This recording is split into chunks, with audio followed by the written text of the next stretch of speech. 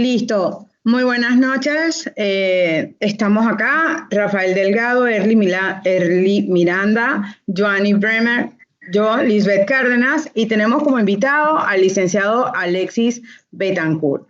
Bienvenido, licenciado. El licenciado Betancourt es abogado, profesor universitario, perito integrante del Colegio Nacional de Abogados, con una destacada carrera de más de 35 años en el ámbito de seguridad pública y administración. Oficial en retiro de la Fuerza Pública, se desempeñó como ministro y viceministro de Seguridad, donde lideró iniciativas claves como la lucha contra la trata de personas, estrategias contra el crimen organizado y la salida de Panamá de la lista gris Gafi. Ha ocupado importantes cargos en el Servicio Nacional de Fronteras, SENAFRONT, el Servicio Aeronaval SENAC y la Policía Nacional, participando activamente en la reversión del Canal de Panamá. Posee formación superior en Derecho, Administración y Docencia y domina varios idiomas. Ha sido miembro del Fondo Fiduciario de la ONU contra la Trata de Personas, presidente de CICTE de la OEA y ha recibido múltiples condecoraciones nacionales e internacionales por su servicio. Actualmente ejerce como abogado, perito y profesor universitario. El tema que vamos a tratar hoy, el lavado de dinero y su regulación en Panamá, un análisis jurídico desde la perspectiva estudiantil. Entendiendo que el lavado de dinero es un reto para la seguridad jurídica y financiera de Panamá, aunque se han esforzado las normas y adoptado estándares internacionales, aún persisten desafíos en su aplicación. Desde la visión estudiantil, es clave fortalecer la educación jurídica para combatir este delito con mayor eficacia. Iniciamos, Rafa. Licenciado, ¿cómo está? Muy bien, excelente. ¿Y ustedes? Me alegra. Licenciado, ¿cómo definiría usted el lavado de dinero y qué leyes la regulan en Panamá? Sí, mira, nosotros primero que nada tenemos que saber que en Panamá se le define como blanqueo de capitales. Internacionalmente, digamos que la norma o el conocimiento general es lavado de dinero, y eso se da porque en los años 20, cuando las mafias cometían crímenes, ellos utilizaban lavanderías industriales para digamos, colocar el dinero, integrar el dinero, y posteriormente ese dinero ya sale como un negocio lícito. En Panamá se le define como blanqueo de capitales, que es otra definición que se utiliza internacionalmente, pero que es de menos uso. Entonces nosotros somos, dentro del idioma del sistema antiblanqueo, nosotros utilizamos una definición legal que está en nuestro Código Penal, que los demás no lo entienden casi, digamos, como algo usual. Entonces, desde ahí ya vamos nosotros, digamos, con una deficiencia. La deficiencia es la comunicación. O sea, ¿qué yo digo y qué entiende el otro? ¿Qué palabra uso que el otro entienda? Entonces, de salida, nosotros debemos definirlo, porque estamos en el derecho nacional, debemos definirlo como blanqueo de capitales en vez de decir lavado de dinero. Esa es mi primera acotación. Y luego, yo les puedo decir que este es un delito de carácter transnacional. O sea, se da en Panamá, pero también se da en otras latitudes, y que responde a necesidades de nivel nacional y la comunidad internacional, por supuesto, de la cual nosotros, los panameños, formamos parte. Y su principal objetivo es combatir todo aquello que pueda afectar el orden económico. El orden económico del país, digamos, en nuestra sociedad tiene una preponderancia, porque nosotros hemos decidido como sociedad, y usted lo ven todos los días, que el valor del dinero te da un estatus. El valor de dinero te permite ir a una universidad privada. El valor de dinero te permite acceso a una mejor salud. Entonces, en ese sentido, nosotros es que estamos trabajando los temas de orden económico. Cuando a mí me dieron la misión de sacar a Panamá de la lista gris de Gafi, esto yo no lo entendía del todo, porque yo venía directamente de muchos años dentro del sistema de las organizaciones en apoyo a las autoridades competentes en la lucha contra el blanqueo. Entonces, mi posición siempre era frontal y de golpe. No te escucho, Delgado. Licenciado, de hecho, esa pregunta la vamos a ampliar un poquito más con unos compañeros. Seguimos con la siguiente pregunta. Buenas noches, profesor. Licenciado Alexis Betancourt y también profesor. Mi pregunta es, ¿qué opina usted del papel de la unidad de análisis financiero y si considera que su labor es lo suficientemente visible? Mira, la unidad de análisis financiero es fundamental. La unidad de análisis financiero tiene misiones que se le da en la Ley 23. Dentro de las misiones es ser un receptor de toda la información del sistema de antiblanqueo, porque nosotros no solamente estamos en la parte represiva del blanqueo, también hay una parte preventiva, hay una parte investigativa. Cuando ustedes ven las 40 recomendaciones de Gafi, ahí establece algunos parámetros y la unidad de análisis financiero es muy importante. En la ley 23 agarramos la recomendación que le compete y la pusimos casi exacta en la ley 23. Y eso le da una preponderancia. Y lo otro es que cuando estábamos en lista gris en el 2014, una de las deficiencias era que no tuviera autonomía operativa. Y la autonomía operativa se lo daba el cumplimiento técnico legal, o sea, que estuviera en una ley y aunque estaba en decretos, no tenía la fuerza de ley. Y lo segundo era que tuviera los recursos necesarios para trabajar el tema de blanqueo de capital. Y se convirtió, como lo dice la norma de la regla 40, en también el representante de Panamá ante el sistema de Gafi. Eso lo perdimos posteriormente cuando gobiernos recientes lo pasaron a la Secretaría Técnica Antiblanqueo, que dentro de la ley tiene misiones específicas.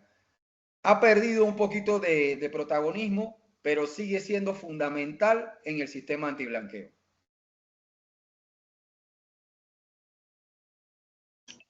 Gracias, profesor, licenciado. La siguiente pregunta que la vamos a hacer, la va a hacer la otra compañera. Compañera. No se te escucha. Micrófono. Sorry.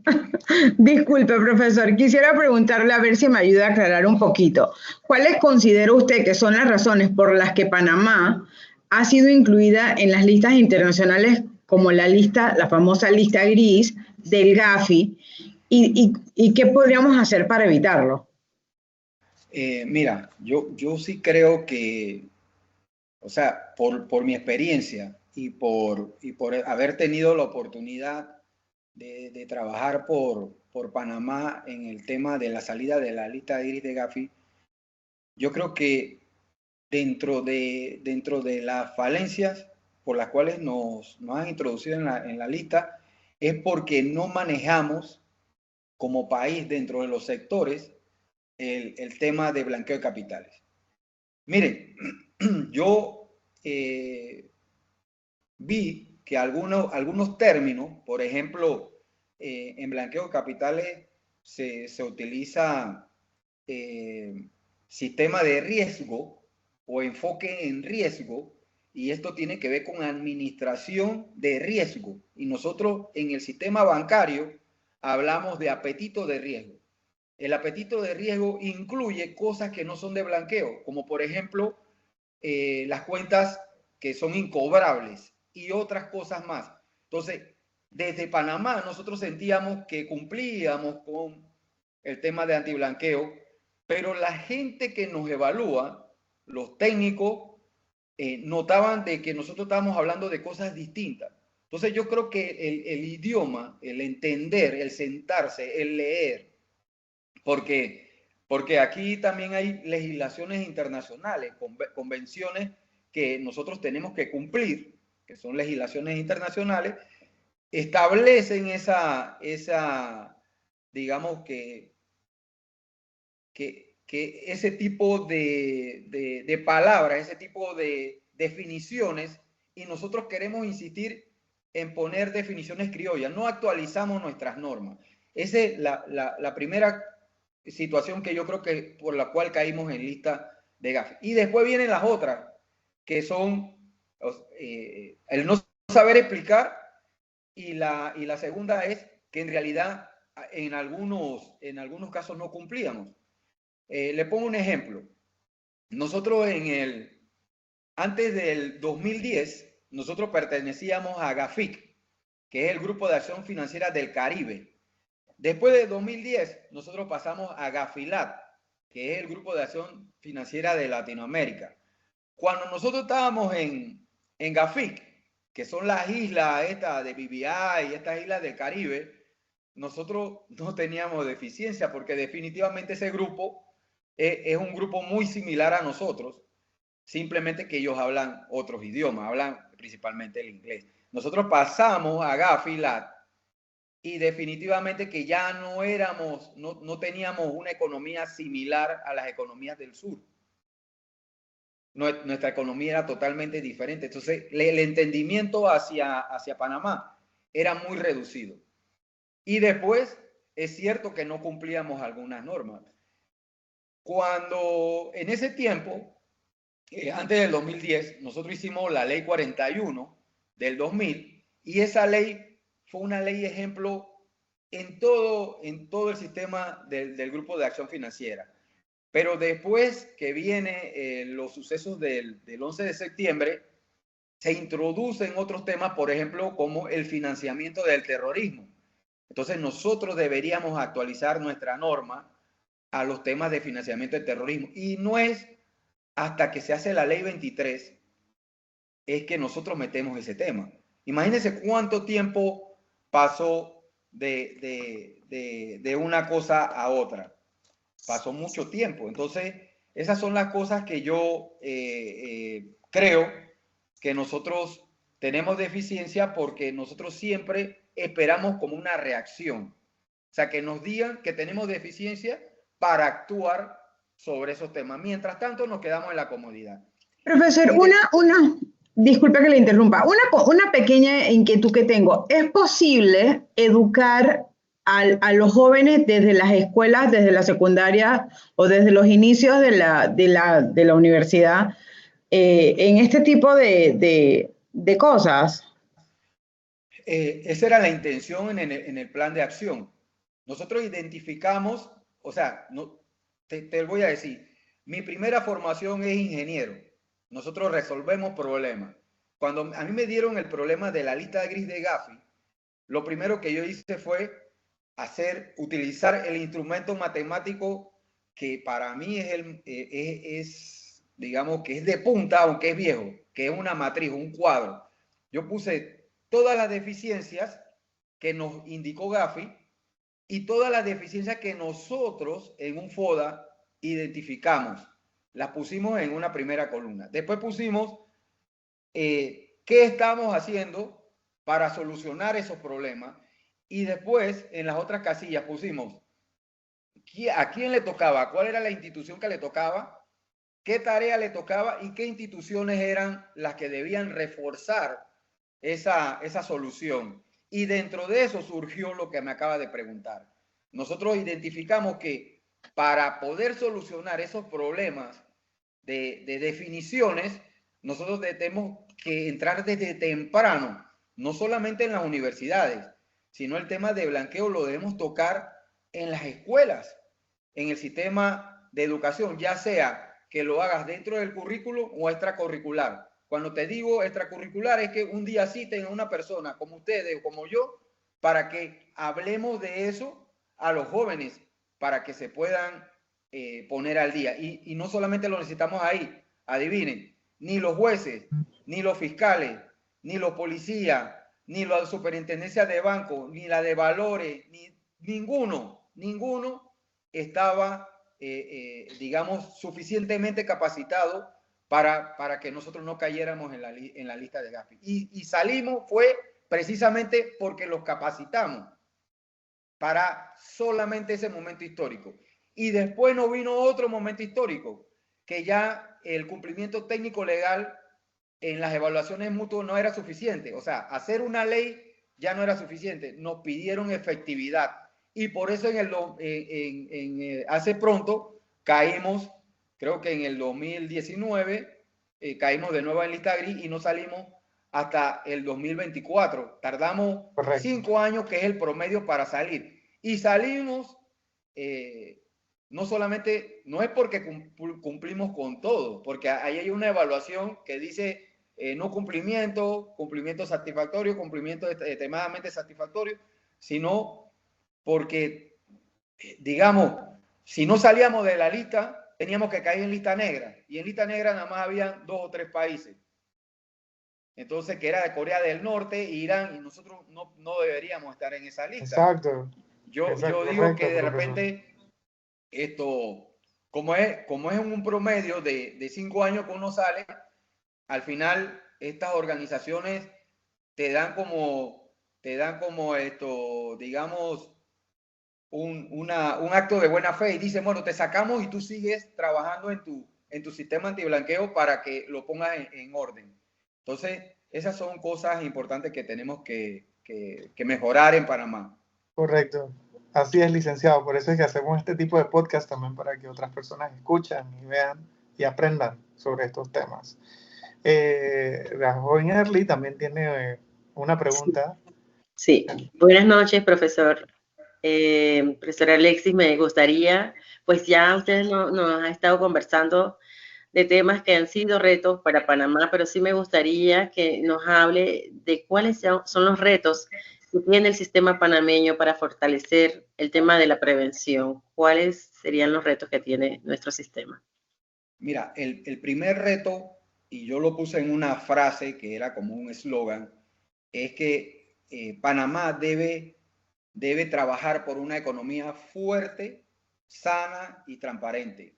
No dije transparente desde un principio, dije fuerte, porque si nosotros volvemos a la conversación inicial, la economía tiene una importancia en el país. Eso tampoco quiere decir que haya prioridades en ese eslogan. Todo debe ser a la vez, pero la economía se debe fortalecer, por lo cual es todas las medidas que nosotros tomemos en cumplimiento del ordenamiento internacional y del ordenamiento nacional y el sistema antiblanqueo y la protección del orden económico de Panamá debe ir en ese sentido. O sea, nosotros tampoco no nos podemos meter una puñalada y pensar como policías que todo debe ser en persecución y no importa cómo tú vas a resolver el problema del blanqueo de capitales. Eso debe estar equilibrado. Y sana, ¿por qué? Porque nosotros debemos trabajar en el equilibrio de estas nuevas normas que nos exigen desde afuera para que nuestro sistema económico, sea financiero o no financiero, trabaje de una manera sana y transparente, porque sin transparencia no podemos vivir. Tampoco nosotros podemos tener un sistema que sea a espalda de las normas internacionales. Ese es como querer jugar un partido de fútbol sin regla para nosotros. Ahora que está de moda eso. Nosotros tenemos unas reglas que tenemos que seguir y para eso nosotros firmamos convenciones internacionales. Hay un criterio de convencionalidad que tenemos que aplicar. Eso quiere decir que si nosotros firmamos como principio una convención, antiblanqueo o alguna norma internacional contra el crimen organizado y todo lo demás, si la firmamos es porque la queremos cumplir, porque nuestra intención es cumplirla. Entonces, si la firmamos porque nuestra intención es cumplirla, entonces trabajemos sobre eso. Ahora, eso también, y ¿por qué le digo que eso no es como meterse una puñalada? Eso tiene valores. Yo por ejemplo, le digo, en la ley 41 del 2000 eran de droga, corrupción y todo lo demás. Nosotros fuimos introduciendo otros delitos precedentes y, por ejemplo, en mi periodo, a mí me tocó decidir, teníamos que incluir un delito precedente y nos dijeron, bueno, para que vaya escalando, díganos si ustedes quieren el delito aduanero o el delito fiscal. En el análisis que hicimos, el delito aduanero tenía menos impacto en esa economía fuerte y sana. Y el incluir el delito aduanero nos iba a hacer más transparente. E incluso en el delito aduanero le pusimos un umbral en ese tiempo que era de $100,000. De $100,000 para abajo, todo serían faltas de orden administrativo. Le pongo un ejemplo, y eso lo discutimos mucho. La gente en zona libre. Las personas van a zona libre no con la intención de quebrar el orden económico. Las personas compran un perfume para revenderlo. Entonces, eso puede tener una multa. Pero ahora, de $100,000 para arriba, que usted, por ejemplo, introduzca una mercancía para evadir la parte aduanera y aparte va a evadir también la parte fiscal.